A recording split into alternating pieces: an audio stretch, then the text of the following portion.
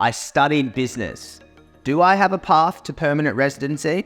Well, look, obviously we all know studying a Bachelor of Business or a Master's of Business is not the best course in Australia to study for PR. However, this course does allow you to get the graduate work visa, the TR or 485 visa.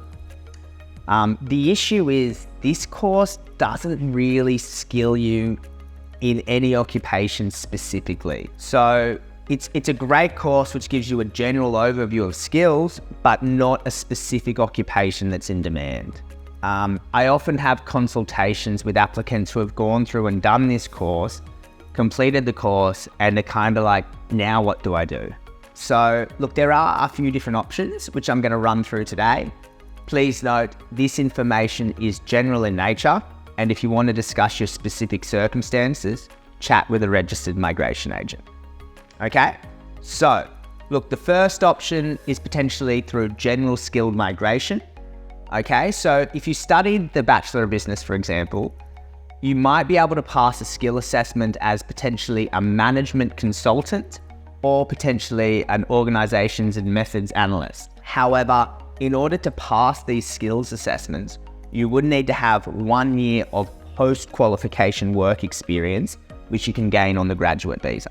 Another option could potentially be an employer-sponsored visa. So if you can find a company to sponsor you, you could potentially look at the employer-sponsored 482 or the training visa subclass 407.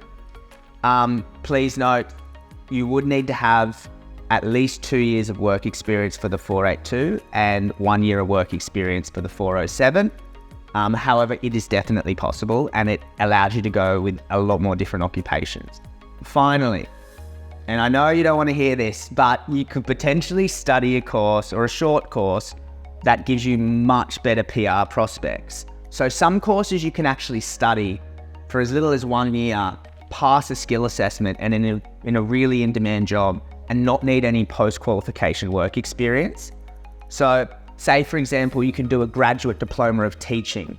This will skill you as a early childhood teacher or secondary school teacher, depending what you do.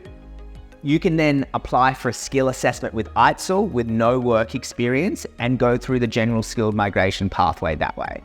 There's plenty of other courses you can do, nursing, social work, civil design and construction, there's a few there. If you did want to chat about that, feel free to contact Pathway to Oz. We'll put you in touch with an education agent who can pick out the right course for you.